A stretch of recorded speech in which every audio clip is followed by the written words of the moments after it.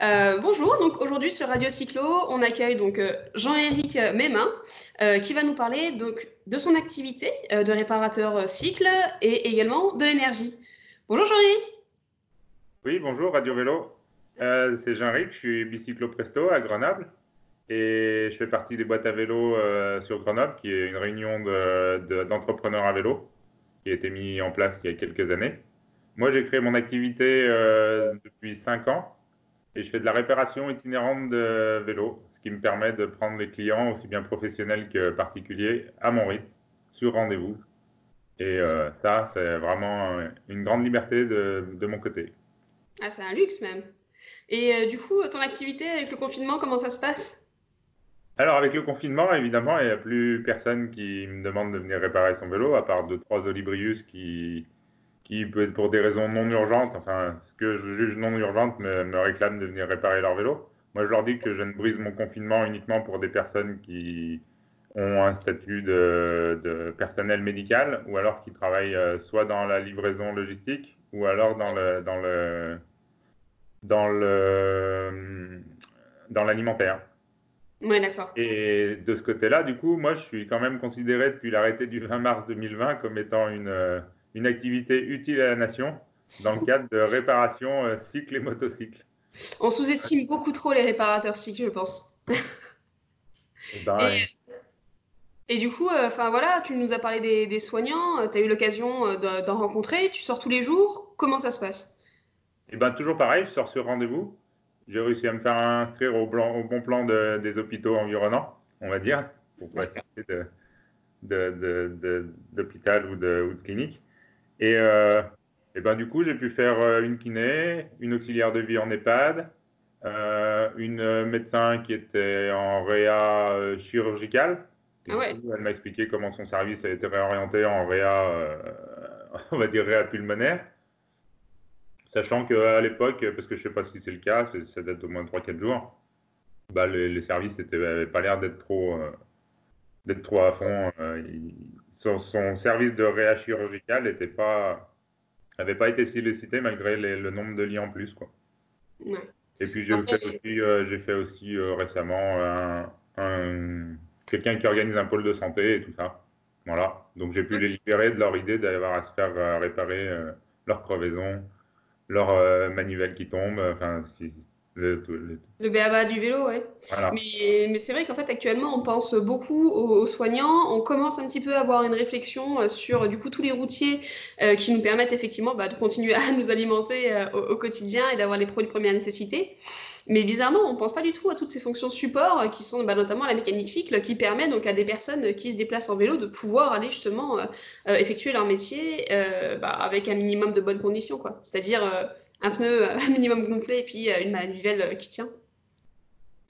Sur cet aspect-là, en fait, moi j'ai été pas mal élevé par mon grand-père et eux avant, les denrées alimentaires, elles venaient du bout du champ. Elles étaient pas, il était agriculteur et même les yaourts, ils allaient d'un côté de la ville à l'autre côté de la ville, mais ils passaient pas plusieurs cols pour aller se faire empaqueter, puis ils revenaient au lieu de départ pour se faire vendre, quoi. Donc c'est aussi nous Oui, qui avons permis ça, hein. oui, bien sûr, mais je pense que ça fait partie des différentes réflexions que tout le monde a actuellement, à savoir revenir à des choses beaucoup plus locales, changer effectivement notre mode de consommation. Le coronavirus, en fait, aura eu au moins le mérite de provoquer des réflexions sur un horizon beaucoup plus large que les personnes qui la concernaient jusqu'à présent. Donc, espérons que ça impacte durablement. Du coup, lié à la baisse d'activité de l'aspect cycle, moi j'avais Ouais. préparé une deuxième activité plus d'intérieur, on va dire, qui est le suivi énergétique dans les bâtiments. Ah Pour bah. l'instant, je m'occupe de récupérer des données avec un collègue que j'ai en Australie.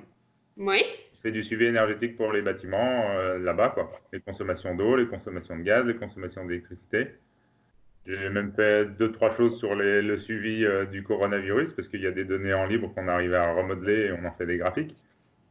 Et en ce moment, on voit bien qu'il y a une grosse baisse d'activité et une baisse de demande énergétique. Et du coup, la baisse de demande énergétique, comme il n'y a pas de fumée sans feu, eh ben, il y a une amélioration de la qualité de l'air généralisée, quoi. Et ça, c'est intéressant aussi de savoir, et j'essaye de poser la question de savoir si tous les gens qui télétravaillent, et ben, leurs surfaces tertiaires où ils avaient l'habitude d'être au boulot, elles ont bien été éteintes. Non, mais Et, c'est très juste. En fait, jusqu'à présent, du fait du télétravail, tout le monde se pose la question par rapport donc, au trajet domicile-emploi qui se faisait en voiture et qui, du coup, ce circuit-là a été supprimé. Mais par contre, personne n'a pensé à l'énergie des bâtiments. Et du coup, enfin, comment ça se passe? Ça, ils sont coupés? Enfin, ben, moi, d'un point de vue purement informatique, j'essaye de développer une solution qui permette de suivre les consommations à distance. d'accord. Ça fait que ça permet de savoir si on a limité en cette période-là, les bâtiments, ils devraient être hors service.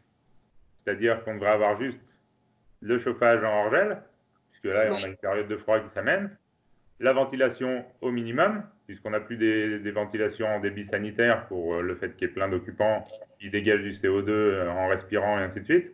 Donc, toutes ces choses-là, on peut les mettre à mini. Les pompes de circulation pour le chauffage, qui doivent être au mini aussi, mais tout un tas de choses qui font que, normalement, on doit avoir un bâtiment quasiment à l'arrêt, quoi.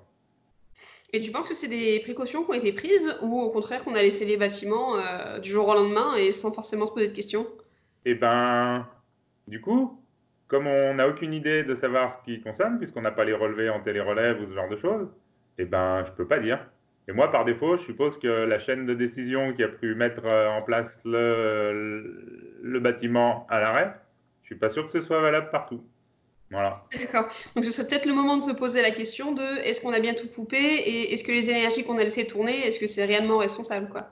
C'est tout le monde se gausse un petit peu en se disant oui, c'est parfait, c'est génial, il y a moins de circuits de voitures, donc on pollue beaucoup moins, mais par contre, on continue de faire tourner les bâtiments vides. Ouais, je pense que la réflexion et la responsabilité, peut-être essayer de l'étendre un peu plus. Bah, les bâtiments, ça fait une quinzaine d'années que j'essaye de faire ça, au moins pour le suivi.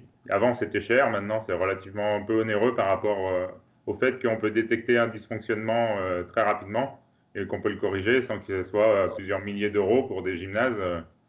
Un gymnase, si on le laisse tranquille et qu'il se met à chauffer la nuit, c'est 1000 euros supplémentaires par nuit par semaine en consommation de gaz. Quand vous mettez 3 semaines, ça fait 3000 euros, quoi, tout équiper votre belle commune. Ça m'était Ouais. arrivé quand j'étais homme énergie dans une commune. Oui, alors que c'est 3 000 euros, je pense qu'actuellement, je pense qu'on aurait bien d'autres budgets auxquels les allouer. Et ouais, mais il y a un adage qui dit que les économies font pas des recettes. C'est pas pour autant qu'on les aurait remis ailleurs. C'est magique. Pas forcément faire des économies, mais effectivement, je pense qu'on aurait d'autres. Ouais. Enfin, bref. Ok. Et du coup, ben, je euh, profite de mon temps un peu libre, on va dire, pour faire des présentations auprès des élus et tout ça, et les sensibiliser à ce genre de choses. Surtout qu'en ce moment, ils sont en train de se... C'est le jeu des chaises médicales qui a été un peu temporairement arrêté. Mais voilà, quoi. ah, Je pense tout à que c'est fait. une de mes définitions d'être citoyen, c'est pas forcément d'aller voter, mais c'est de les ennuyer au quotidien sur les trucs qu'on trouve que ça va pas, quoi. Oui, ou alors juste comme aujourd'hui, essayer, on va dire, de convoquer un petit peu l'intérêt sur des sujets qui peuvent être oubliés ou mis de côté. Moi, je trouve ça génial. Bon, bah écoute, du coup, je pense que pour moi, c'est tout pour aujourd'hui. Est-ce que tu avais encore quelques informations à nous donner? Et ben, il y a par exemple, moi j'aime bien aussi m'intéresser aux déplacements. Oui, bien sûr.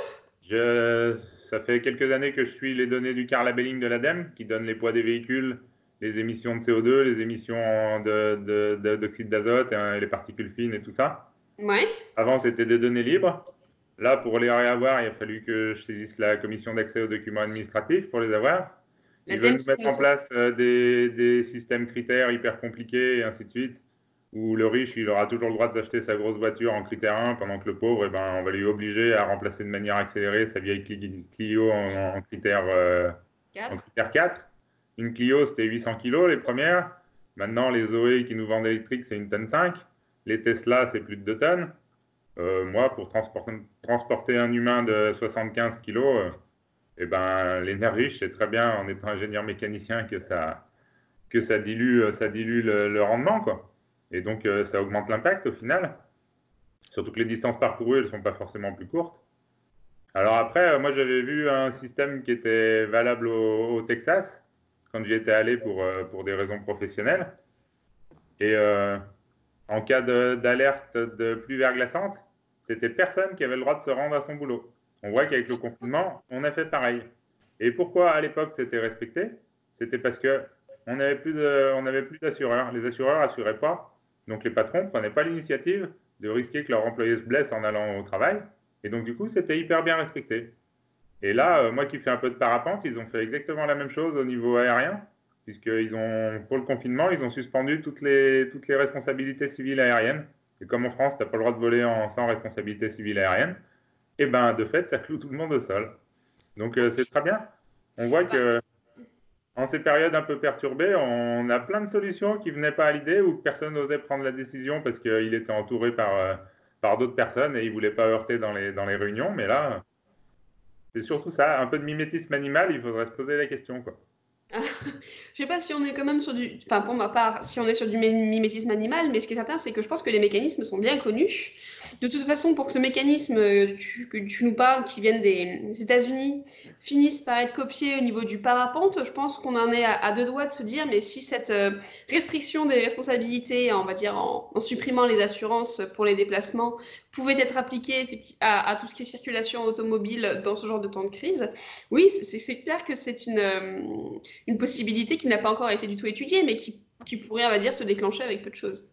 Après, je dis pas, il faut que ce soit encadré, hein, parce que ça donne beaucoup trop d'importance aux assureurs qui, pour eux, la vie est un risque, alors que moi, avec mon activité quotidienne, j'ai bien plus de chances de finir sous une voiture, alors que je pratique soi-disant deux activités à risque, qui sont le ski de rando avec ma fille et, et le, et le parapente. Je fais voler ma fille aussi, mais bah, c'est d'autres personnes qui s'en occupent. Mais on voit bien que la notion de risque, c'est plutôt la dose et par l'étendue temporelle. Et moi, c'est clair que je peux finir plutôt sous une voiture, le fait que je fasse de la réparation itinérante. Ouais, mais si tu passes sous une voiture et que tu as un casque, ça va, ce sera pas de ta faute. C'est juste si t'as pas de casque, là, il y aura un problème. Et ouais, je sais. Ok, super. Genre de... Bon, Parfait. bah, que dis-tu? Je dis, c'est parfait, oui, effectivement. C'est parfait. Écoute, Et mes équipements individuels de protection, je suis bon. génial. Ok, bon, bah écoute, merci Jean-Éric pour toutes ces informations. Et ben, Moi, pas de problème. moi, personnellement, ça m'a ouvert pas mal de possibles. Et ben, bonne journée, du coup. Ouais, merci. Bonne journée. À bientôt sur Radio Cyclo. Salut.